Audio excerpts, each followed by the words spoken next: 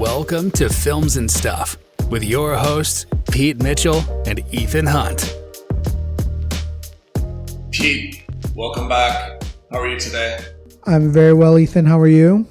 I'm great. Are you looking forward to this episode as much as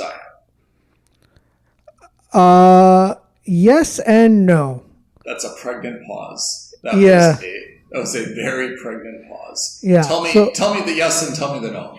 The yes is I imagine that, or I hope that you have the same feelings as I do on mixed emotions on this show, on this movie we're about to discuss. And no, because I know what movie we're about to discuss. Well, I have to say, I'm taking an optimistic perspective, which is against my default position, but I'm taking an optimistic perspective. I'm really looking forward to this. When we reveal the movie that we're going to review, I agree that the movie has its warts or pimples, shall we say. But that being said, I think there's a lot to talk about with this film, and even sometimes movies that don't fulfill my expectations, or I think are a little bit rubbish, are actually kind of more fun to talk about with you, right? Oh yeah, 100%. If it's a masterpiece, you and I can just call it a day. Give it a good ranking, and we're done. We're out in 5 minutes. That's right. Right. So sometimes it's red notice, and shows and shows like that. I think sometimes are more fun to review because it lets you play armchair quarterback or rethink some things that we think could have been done differently. So tell the audience. Let's do the big reveal. Okay. What movie are we reviewing today? Well, okay, so one thing first. It's not going to be much of a reveal because if anyone who's subscribing will have seen the description. The title. That's right. So they would have seen the title. So without further ado, let's talk about The 355. The 355. Yes. Wah, wah. So first, what do you think of the title? What do you think of the title? I think it's fine. I think it was a generic title. Well, okay. It's not a generic title. I will give you that. Yeah. The lore behind the title, also interesting. Yeah. That's a very good way to say it. There is meaning. There is significance behind this. Sometimes it's a movie like The Hateful Eight, Ocean's 11, so on and so forth, and the number is kind of like obvious. Yeah. Here, the number is not at all obvious. Yeah, it came in a very much a blink or you miss it moment towards the end of the movie. Yeah. It really probably requires Googling or some other type of research, right? To kind of understand what the 355 means. Yep. Yeah. So that remind me, what does the 355 mean? So the 355 was apparently the code name for a female spy ring back in the I don't want to say Middle Ages. I know. I think it was George Washington. I think so. Yeah, the Washingtonian era, right? Yeah. So Agent 355 was the code name, as you rightly said, is the code name for a supposed spy. That was a female and was maybe the only female spy or not, we don't know. So they say during the American Revolution, right?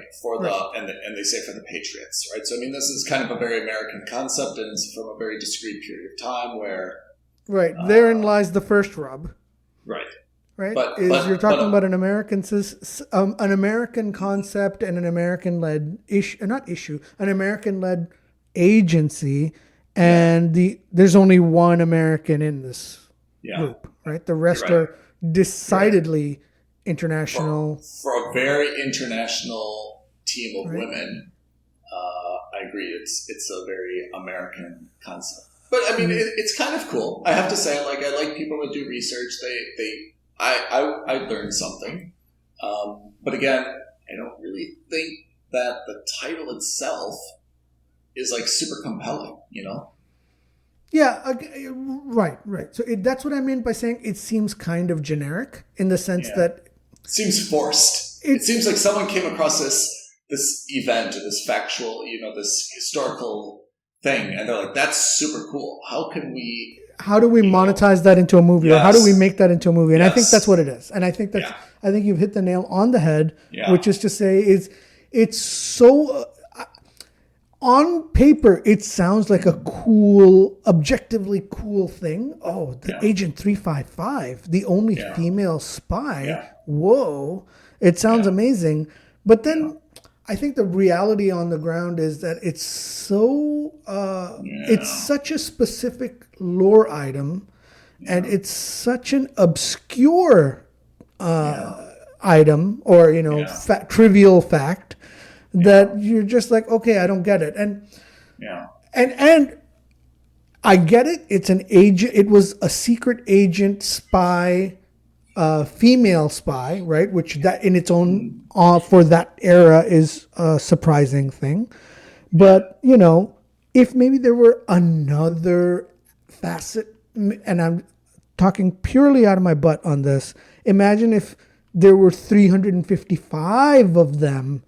You know what I mean? Or there was some other relation, a tangible relation in today's world to the number 355, right? Yeah. Or we're 360 degrees forms the circle, and the other 5 are the actual agents that cover the rest of the circle. Yeah. You know what I mean? These 5 agents cover the entire gamut. I don't know. Look, again, this is me being, I'm not exactly the sharpest tool in the shed, and I just don't find that this is a super compelling thing in today's world. Well, actually, it also needs something to say that I wasn't super enthusiastic about this movie. And one of the reasons was I didn't really know what that meant. It was said the 355, and to be honest, I didn't really know what the 355 was. Sometimes there is Mission Impossible, for example, a title that's so compelling that it kind of gives you a positive view of the movie before you even see it or know who's in it. You're like, wow, Mission Impossible, that sounds cool, right? And it evokes nostalgia, right? Which this doesn't evoke anything. Yeah. So 355, to me, I was confused. I didn't know what it was about, and I think that tempered my expectations because it's just not an exciting title. And coming on of what we've spoken about in previous episodes, I think in concept, so let's just give the users conceptually what the movie is about. It's about a secret agent who's a spy. This woman is on the trail of some MacGuffin. And she loses her partner chasing after this MacGuffin. The partner is killed, and so she goes off the books from the CIA or the FBI. I can't even remember what it was. I think it was the CIA. She goes off the books, and she kind of goes off the reservation, which is to say, she goes behind everyone's back and forms this cadre of informal alliance. That's the best way of saying it, actually. It's an informal and a very uneasy alliance because she blames one of the other women for the death of her partner. Yeah. And, these 5 women or 4 women plus 1 towards the end get together to get the MacGuffin back and solve this mystery and get everything back on track. Yeah. And then there's a couple of twists and turns, which, I don't know about you, Ethan, but I saw it coming not a mile away. I saw it coming 100 billion miles away. It was so obvious what was going to happen. That's fine. And, it was just the moment you saw that scene where her partner is killed, you're just like, oh, well, is he though? All these... Oh, really? Spoiler alert. Spoiler alert. Oh, yeah. I saw that coming on my... Plot twist alert. Yeah.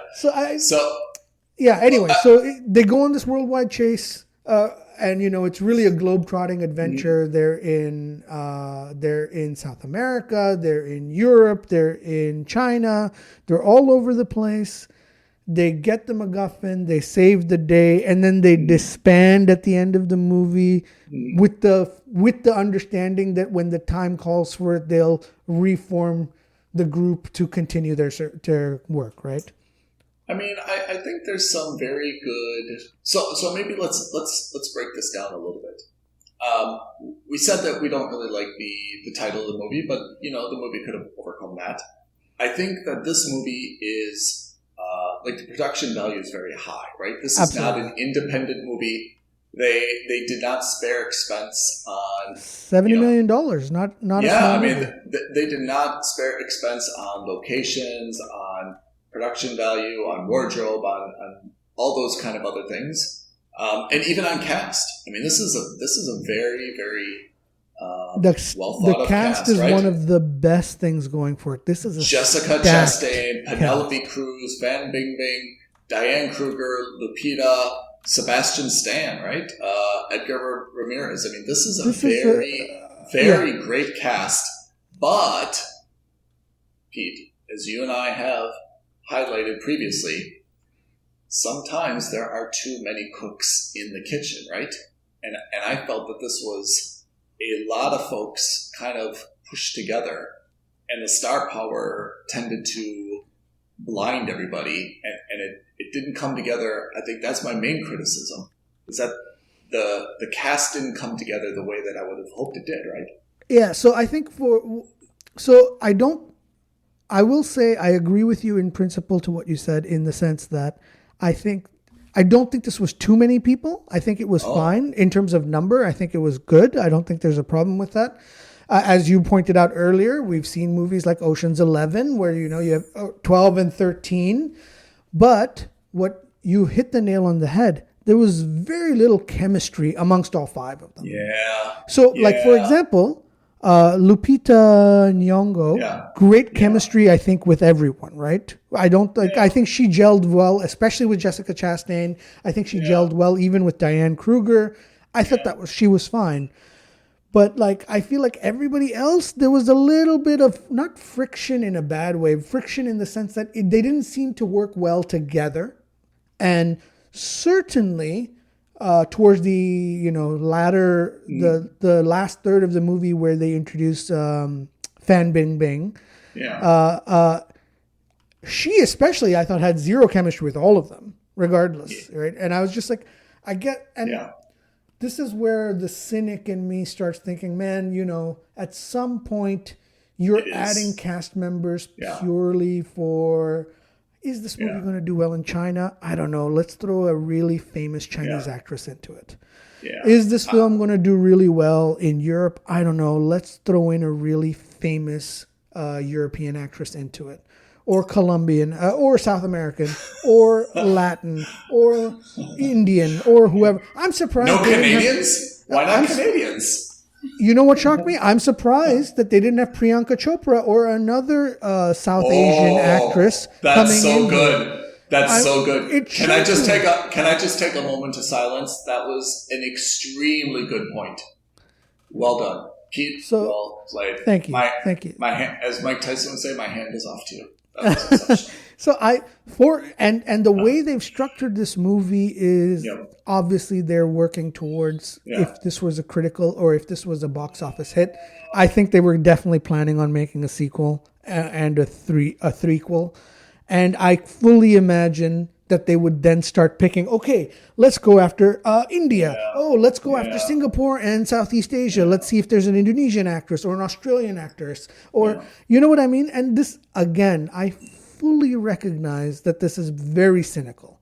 But in today's age, in today's date, when you see a lot of quote-unquote pandering by film companies, why isn't there someone like, Maggie Q, who actually has done a lot of action films, who is a kick-ass actor, who's done incredible roles in action-heavy spy thriller kind of films and TV shows. I was surprised she isn't here, and I was just thinking, you know what? They're probably saving her for the sequel. I hear you on the cynicism. But I disagree with your statement that there's not too many cooks in the kitchen. I think that it's just a lot of folks jumbled together. I mean, let's forget the storyline for a moment. You and I have seen plenty of films and television shows that have bad plots, bad dialogue, and so forth. And you know what? It's just because of the charisma of the characters or the actors that we still kind of roll with it, you know? Sure. So I'm kind of okay with the plot. I mean, it's pretty loopholey. It's super generic. We could pick it apart endlessly, and I think that's not really fair because, to be honest, it is what it is. But I just felt like there were. What I thought this should have been is I thought this should have been Jessica Chastain, who I think is amazing, but I hate the characters that she's always playing. But she's an amazing actress. I think Diane Kruger, who is kind of her, let's say, European-German counterpart. I kind of like those two being the same person and seeing that kind of natural tension between those two. Yeah, butting heads. I agree. And then they teamed up, and we've seen that kind of like with... I don't know, there's multiple different examples, you know, where it was, you know, two males that kind of had the same personality and they got along, right? So either it has to be, you know, polar opposites night and day, or they have to be the same person, and they kind of learn to like each other. Hobson Shaw, that's right. Hobson Shaw, right? Yeah, The Rock and Jason Statham. Yes. So this could have been Jessica Chastain, Diane Kruger, Hobson Shaw, and we would have loved them, and they could have thrown in someone like Fan Bingbing at the end, and it would have been kind of cool. I didn't think that. I thought, you're right, Lupita was probably the best actress and the best character in here, but she wasn't really needed. And I felt that Penelope Cruz, who's maybe the biggest star, and who I have my celebrity crush on, wasn't really needed. So I felt like they could have kind of gotten rid of those two, and he would have had a better film, and to be honest, it would have made a lot more sense. And that's kind of what that's my criticism, is that I felt like they had too many people, and they've just got this wayward group of kind of women who are kind of friends, but they're kind of frenemies. And when you throw in a plot that doesn't really make sense at all, it just kind of like watered down something that could have been cool and made it a little bit like, to be honest, I kind of suffered through it. Yeah. I think so. Again, conceptually, I agree with you. I think ultimately, I think they were looking at, look, what kind of movie is this? Let's make it a globe-trotting spy thriller, right? And I hesitate to compare this to something like a James Bond or a Mission Impossible, but in that vein, right? Which is to say, right? How many spy thrillers are out there, and how many of them are male-dominated? Oh, there's quite a few. Okay, let's make a female-centric, serious spy thriller, right? I mean, there have, as an aside, Melissa McCarthy in Spy, I thought did a hilariously good job of it being a spy thriller, but a comedic one, right? Not a serious one. Yeah. Whereas this one, they were like, okay, let's make a serious spy thriller. Let's make it something that can compete with James Bond, that can compete with Mission Impossible, and countless other one-off spy movies that are, again, male-dominated. But I'm okay with that, Pete. And I think back to Salt, likewise. Right? Angelina Jolie. I'm okay with that. 100%. And I love it when there's a very strong female character. I think that, not just because I love spy and thriller movies, but I think that a female can have a range that a man cannot. And I think sometimes you have a much, much deeper film. My problem with, I think, this movie is that I felt that I wasn't being sexist, but I felt that the characters were a little bit sexist, where they tried to like wedge them into these scenes that you would traditionally see with dudes, you know, sitting at the bar, having beers, kind of telling your secrets, you know, all these kind of like little, not really jokes, but like comments about how it's lonely and so forth. Like, I felt that just kind of like marginalized the characters and the actresses. And I would have rather had a really solid movie with Jessica Chastain, Diane Kruger, going around Europe, kicking ass, trying to track down this MacGuffin, as you mentioned. I thought that would have been super cool, and both of those women have like enough street cred and acting chops and fighting skills where they could have made that a very compelling movie. And instead, we've got a beautiful psychiatrist, and then we've got kind of the British, you know, like, I don't know.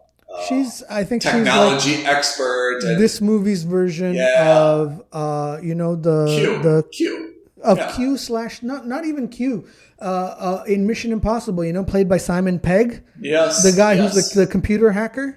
But he's the foil, right? I mean, he's the comedic foil. That's the thing. That's what I mean. This is Right. exactly what I mean, in the sense that you can see parallels to a lot of these movies, but it's done. I have no problem with having an all-female cast or an all-male cast or whatever. My problem with these movies are just don't be generic. Yeah. Just don't be boring, right? Yeah. It doesn't matter who is kicking whose butt, right? Yeah. Just have something and stick to it. Let's not kid ourselves. Yeah. The Mission Impossible movies aren't exactly known for their great acting chops, right? No. But what they are known for is being good spy thrillers and with exceptionally well done action sequences. Yeah. And right? I would say there's something else. Those films also have a connection between the characters. Like we make fun of great chemistry. Yeah. we make fun of Fast and Furious because it has gotten super ridiculous. But but legitimately, all those cast members, even on screen, share a bond, and we sincerely believe that they're friends and that they would go out of their way for each other. Whereas this was just kind of like a hodgepodge of 5 random people that one are ready to shoot each other, and then after 2 or 3 kind of lines, they're all like, okay, well, let's just team up. And irrespective of the fact that we're talking about MI6, CIA, whatever the German equivalent is. Some lady who doesn't even have security clearance and is, I mean, it just doesn't make sense for me. And I think it's those disbeliefs that I have that just make me kind of like tune out and say, okay, look, I'm going to watch this, because there's entertainment value and everyone's kind of like very pretty and I like the action, but I don't really believe in this as a storyline anymore. It's not giving me anything that I'm going to find memorable, basically. Right. And so again, that therein lies the rub, which is to say that it was that some of the action sequences were good and they're all technically capable. They're all able to. They're all very good fighters. They're all great fighters, but it just seemed super generic. It seemed like, for me anyway, I could see the quote unquote twist, as it were, the surprise towards the latter third of the movie. I saw that coming a mile away. It's just, these are all things that Can we say we're disappointed? Can we say we're disappointed? Disappointed only given the quality of the cast. The cast is so good. Every single one. This is one of the few times where the sum of the parts is not greater than the whole. Right? Every individual person on this team, Penelope Cruz, Jessica Chastain, Diane Kruger, all of them very good, very capable, excellent actors. All of them. I don't know so much about Fan Bingbing, so I'm going to hold off on commenting about her abilities or non-abilities. But as a group, overall, I have to imagine they're all very capable. And I know that they are. But together, as you rightly said, there was that spark chemistry, absolutely non-existent. And not having chemistry or spark can work again if it's just 2 characters who don't have that, and then throughout the course of the movie they build that chemistry together. We're happy to see that, right? We don't mind watching that. It's, again, like Hobbs and Shaw, or to a lesser extent, like what happened in Red Notice, where you have 2 characters that, okay, they obviously had chemistry, but who are at loggerheads with each other, and then over the course of the movie they start getting to be friends with each other. We don't have any of that here. So I mean, we were pretty rough with Red Notice. I mean, if you've got these 2 movies in front of you, you've got to watch one of them. Let's just say you're Red Notice. Yeah, and I'll tell you why. Yes, the other problem. Tell me why. This movie was released theatrically by Universal. Yeah. I actually think this makes a better Netflix movie or a streaming movie than it does a movie that was supposed to be released in the cinema. Completely true. But can I say something? Red Notice has, I mean, of course, like a super ridiculous plot, but The Rock and who was the other dude? Ryan Reynolds. Ryan Reynolds had super good chemistry. Absolutely. Gal Gadot, I thought, was equal to all of them on screen. But that movie has some zingers. There are some funny things that happen. Yeah. Can you mention any line or scenario in the 355 that made you crack a smile or chuckle? Or even just gasp in awe, right? If you're talking about any of the action sequences, none of it. Absolutely not. How is it possible that there was not? I mean, and each of these actresses, to be honest, can be funny or witty. Not a single funny line, not a single funny scenario. It's so easy to put a scenario where people grab like the vase and it cracks easily, and then that's like all they've got to fight someone who's got a much bigger gun or something, right? I mean, there's so many like simplistic humors that you can put in. Not a single time anything funny happened. And it doesn't even need to be a funny moment. It could even just be a really cool, kick-ass fight sequence. I agree. And there was none of that either. Like that last fight sequence in the hotel room at the end of the movie, right? The penultimate one.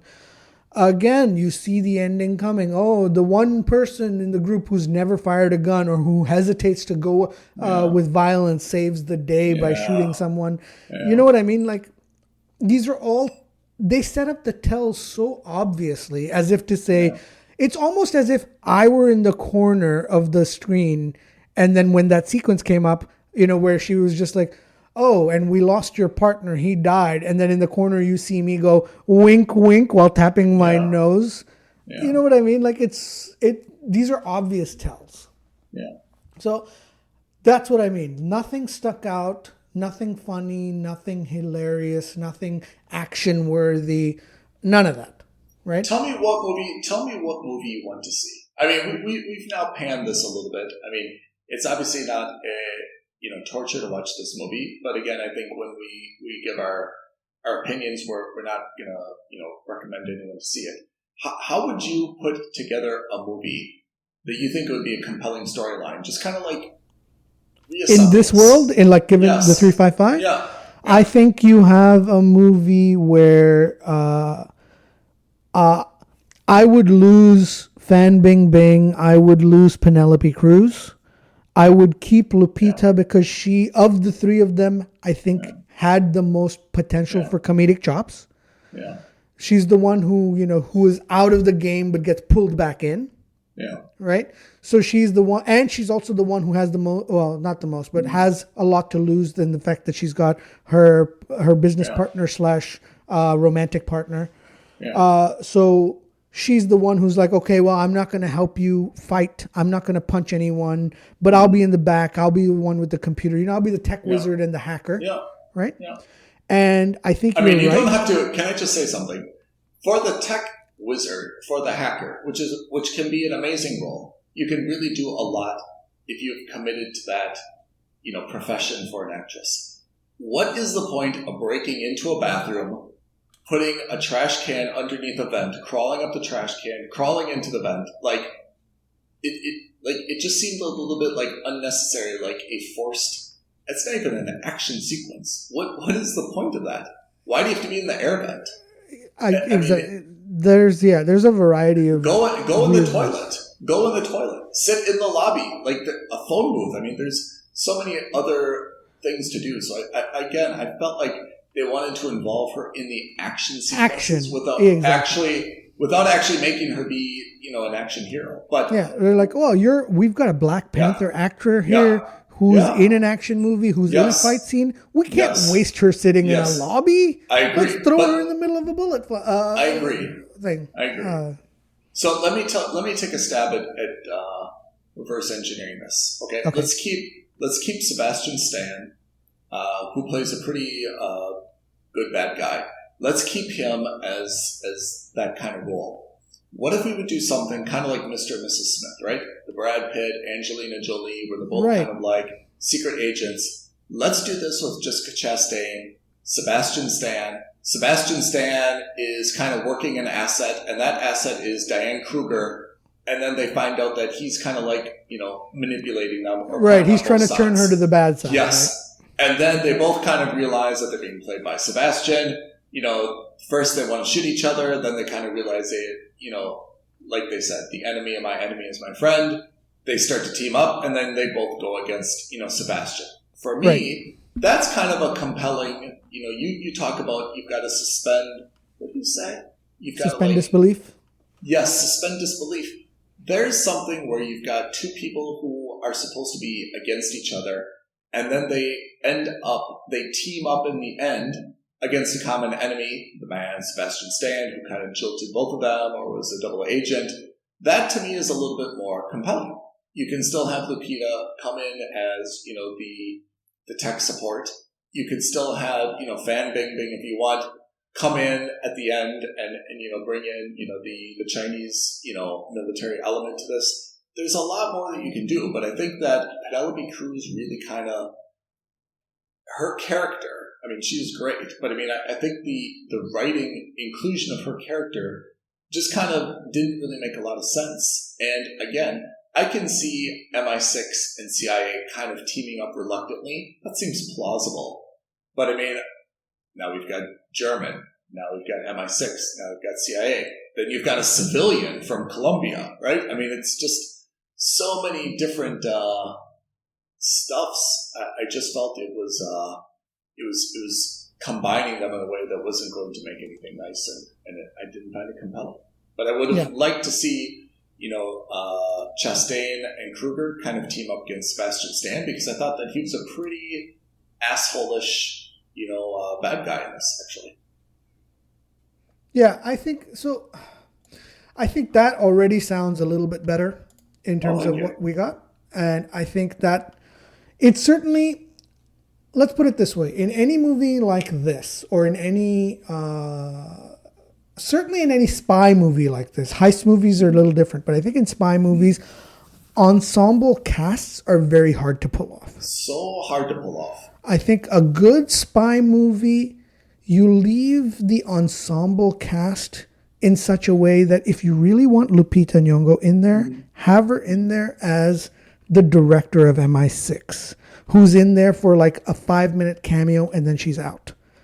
Because when you have that kind of star power, you don't want them, quote unquote, muddling the scene or stealing the scene every time. Because again, otherwise what you're going to end up doing is throwing her into an air vent in the middle of a shootout. Yeah. Right? And I think spy movies in general, you want to keep it simple. Right? When I say simple, as in the plot should be complicated, not complicated, whatever. Yeah. But the human relationship should be simple. Super simple in the sense that I don't want to have to worry about, as a viewer, whether these two people have chemistry, don't have chemistry, whatever it is. I am more concerned about the plot in a spy movie. Right? In a heist movie, it's a little bit of the plot is almost irrelevant because you know that they're trying to steal something. That's the MacGuffin. Yeah. What's interesting in heist movies are the twists, the subversions, and the cast. And the reason the twists are all the more powerful is because the ensemble cast has chemistry. So when you see that twist, you're shocked by that twist. You don't get what's happening. And then all of a sudden you're like, whoa, that's crazy, right? Yeah. Like, think of The Usual Suspects. Yeah. Right? You think of even Ocean's 11. All these movies which have shocking, not shocking, whatever, any kind of twist, you're just like, oh, great reveal, right? Yeah. Let's look at a good spy movie that I recently resaw after a while. I think it's called Spy Game with Robert Redford and Brad Pitt. I love that movie. I love that movie. Amazing movie. Great movie. An extremely well done spy movie. Oh wow! So emotional at the end, huh? Only two spy guys in there. Robert Redford, who plays a CIA handler, so it's not even that he's in the movie all the time, every scene, right? Yes. And Brad Pitt, and that's why you're invested in the plot because you're not worried about whether Brad Pitt and Robert Redford have chemistry, don't have chemistry, what's going on.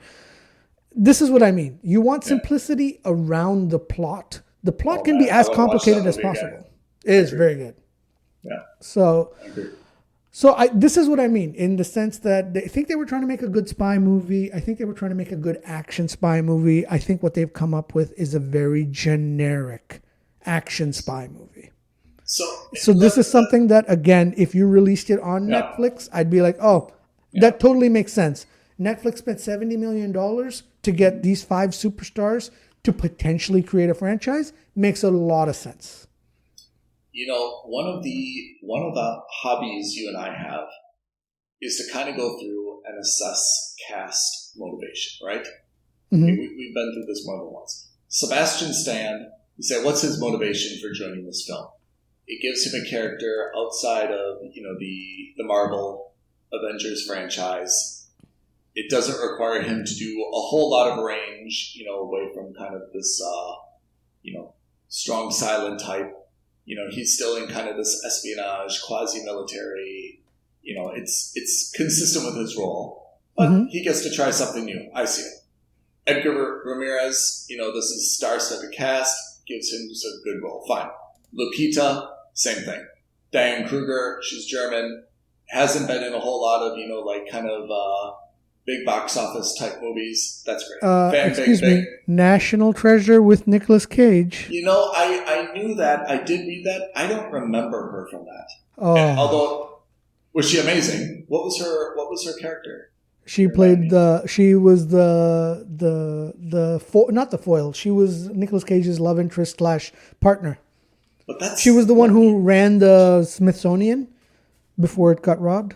How long ago was that movie? Probably 2002, 2003, something like that. Nick Cage so well. Yeah. Yeah. Okay, so help me. Penelope Cruz. What is her motivation? You're her agent. How do you sell her on this movie? She's not a lead. I mean, she's one of 5 leads, but she's not like the headliner. She's portrayed, in a flattering way, obviously. Like, is it a paycheck? Is it? I think it's a lot of work. I think it's a paycheck, and I think it gives her a chance to potentially be back on the Western screens. Yeah. I'm gonna do something. I'm gonna go to IMDb. Do it. And I think you're right, because it's basically like, hey, this is a good vehicle to kind of keep you in the spotlight and quote unquote relevant. Yeah. To the people. That's it. It's a vehicle of relevancy, which is a very important role for an agent. Congratulations, Pete, you're doing a great job representing her. But in terms of the character, I don't think you've got a whole lot to say. She's like, okay, that sounds great. Tell me about the character. And you'd be like, you're going to be a very beautiful psychologist, and that's it. And she's like, that's it? So yeah, you can do it. I mean, it's not to say she hasn't done a lot of work. She's done quite a few numbers. And she's honestly, she's not just a pretty face. There's some actresses and actors that they're only there just to be like super beautiful and to kind of strut around and look good. She's a very good actress. She's been in so many good things. I loved her in Vanilla Sky, and I fell in love with her from Vanilla Sky. I'm wagging my finger right next to you, Pete. Amazing in Vanilla Sky. Unbelievable in Vanilla Sky. I think... And Requiem for a Dream. Maybe, but I don't remember her in that movie. But my point is that it's not that she hasn't been doing work. She's been working. Yep. She's obviously a Hollywood star, but I feel like a lot of her... What else has she been in recently? That's the thing. So that's what I've been looking at, is things that A, I don't really recognize, and B, a lot of things that I think she's been doing like in Spain or in, you know what I mean? Like, or shows that are not in English. So when you see that, you're just like, oh, well, what was Penelope Cruz last in that I really remember? And I hate to say this, but for me, her role was like the seminal role for her was Vanilla Sky. And since then, he's like, yeah, you remember her in other movies, other roles, but not so much, right? She was on The Murder on the Orient Express. I saw that movie, and I still don't remember her fully in that role. Wow, you're right. It's a little bit lean. I think it's a little bit lean given how good she is and how much I'm in love with her. You know what I mean? In the sense that Yeah. you'd want you want everyone to work. Don't get me wrong, but like someone like Penelope Cruz, you're like, man, I hope she's doing more and more and more because I want to see her on screen more and more and more. Okay, so that's Penelope Cruz. I agree with you. That's irrelevancy, and that's reality. You're doing a great job as her agent. Tell me about Jessica Chastain. Sell her on this role. I think this is a role for her because I think Jessica Chastain has been one of the strongest voices in Hollywood for the equality of opportunity for women in on the screen. I'm pretty sure it was Jessica Chastain. It could have been someone else, but let's give her the credit anyway.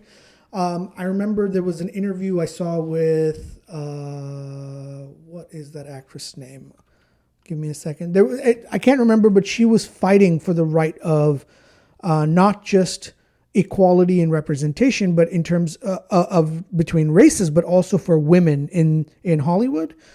And so this also lines up for Jessica Chastain. This also lines up not just in terms of that on a social standing or a social commentary, but I think also in lines up with what she's been doing recently, which has been a lot of action-oriented movies. And like Jessica Chastain is not someone that I know so much for being an action-oriented, a kick-ass actor. Really? But the last couple movies she played a hitman. Yes, Ava. Right? Yeah. In Ava. So I think this is like, I'm not saying that this is her role going forward or her stereotype going forward, but I think she shifted more from hardcore drama to a little bit more of, hey, I'm also a really physical actress. So I have to say, you and I agree on some of these things, but I saw them a little bit different. For me, I felt like she's typecast in kind of the same character. Ava, Molly's Game, Miss Sloane. What else was there that she was Zero Dark 30, where I felt like all of these characters, she plays a very strong, independent, I don't want to say vulgar, but like, she's a fighter. Whether it's a physical fighter or, just a, kind of a... I hesitate to use the word, but very quote-unquote masculine role. Yes, right? yes. And I feel like she's done that role, and she's done it well, that this was just another Ava. And I liked her more when she was in The Martian, small role. She was in Interstellar, not a main role, but like, those are the types of roles that I think that she's such a good actress. She's so pretty. She has so much screen presence that I'd like to see her take one of those main roles and not play another CIA agent, who's just, sweaty and kicking and fighting, dramatic chops. And the things that she's, I think, now becoming more famous for are a little bit more on the action side. And I'm not saying she can't do it, because she obviously can, right? She's in great shape. She is kicking all kinds of ass on screen. Yeah. But if I have to choose between her going into a dramatic role or into an action role, I'd prefer to see her in a dramatic role. I'm totally with you. I think she's a much better actress as a dramatic actor than she is as, your typical, and again, like, when you think of male actors, you think of guys like The Rock, you think of guys like Vin Diesel. You don't think of them for dramas. I'm not saying that they can't do it. I'm just saying you don't typically think of them as that role. And when I think of someone like Jessica Chastain, I think she does such a good job that it's almost a waste to have her in an action oriented role over a dramatic oriented role. I mean, but that being said, I understand her need for a lead character in something that is should I say a series or something that can have like multiple franchise sequels. Potential, right? Yeah, franchise potential. You're right. And maybe that's what's missing. The feather in her cap that's missing a little bit is there needs to be a franchise potential, and if you're not going to play one of the X-Men, or if you're not going to play someone in MCU, if you're not Wonder Woman, there's kind of limited opportunities for that. But I don't think that the 355 is it. I think you could create a super cool character, whether it's a James Bond-esque, type CIA agent, or, like Salt for Angelina Jolie. I thought Salt was a very good role that probably deserved a sequel, but it could be something like that. But I don't think the 355 is something that I feel super excited about having a second, just and like I don't think it's going to pay off in box office. I just don't expect it to. Yeah, but is there some common thread that we can draw from?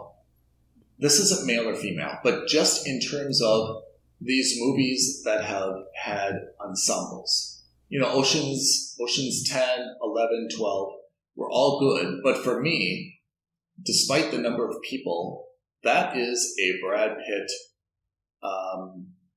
George Clooney. Yeah, Brad Pitt, George Clooney, Matt Damon are the three headliners. Yes, the real headliners. Yeah, and Damon's really a little bit minimized, but that's really that's based on the Pitt Clooney friendship, and then Damon coming in kind of as the young comedic. Yeah, and you see that growth over the three, right? Right. Yes, right. He starts off as the son of a colleague, and so he's the rookie, and then so that's the chip on his shoulders that everyone sees him as the rookie, and he's trying to break out over that so that he can become the Rusty or that he can become the Danny. Yes, I think that's right. So I think even though that had a lot of people, it's really about two friends, who set up bring a team together for a heist. Yeah. We talk about, like Ghostbusters. Ghostbusters is three guys at the most, right? I mean, a lot of these, even if we look at Fast and Furious is... Yeah, it was really about Vin Diesel and Paul Walker, right? Yeah, it was really about those two. Everyone else kind of supported them. Yeah, they were the quote-unquote family around them. Yeah, they built them out. Then it went to kind of like, Hobbs and Shaw, right? I mean, then it was kind of Hobbs and Diesel for a while. So again, I mean, it's there's always like a few headliners, and then everyone kind of fills them in, even if they're big names. And I think it's just really difficult when you have these, unless it's like the rom-com, like New Year's Eve or, Love Actually, unless it's something like these rom-coms where it's a lot of different, like couples, it's super hard to have a good movie that has too many headliners in it. Inglourious Bastards, right? Inglourious Bastards is about Brad Pitt. Yeah, I would say so. Brad Pitt and Christopher Waltz, Yeah. So, I mean, I think it's just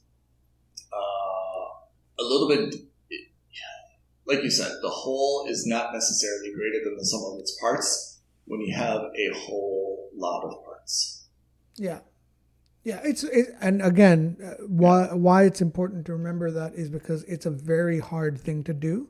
And in this genre, it's not necessarily the best thing to do, right? Even Mission Impossible understands that, and they say, hey, look, it's Ethan Hunt and it's Tom Cruise, and that's it. It's really Tom Cruise, and there's a couple other guys, Simon Pegg and, Ving Rhames.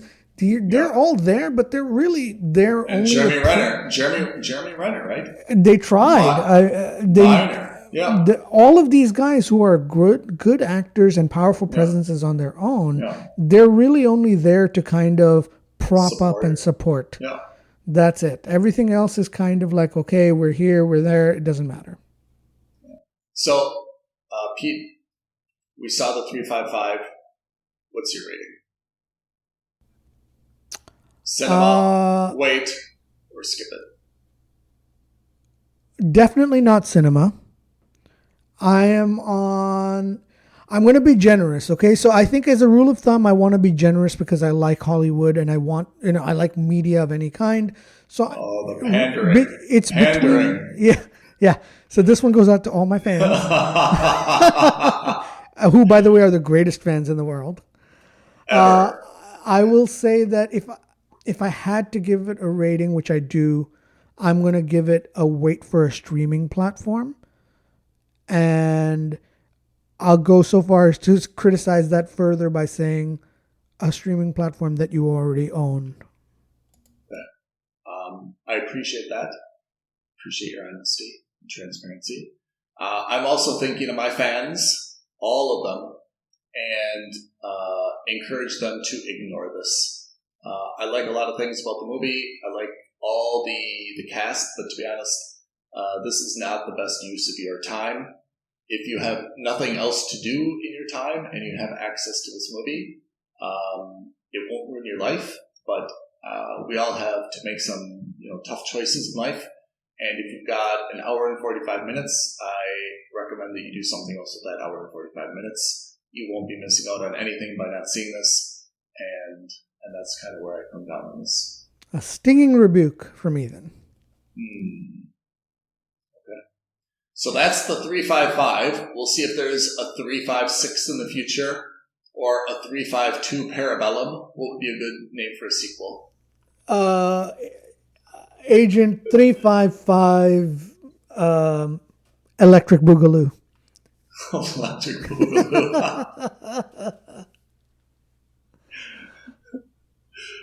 All right, Pete.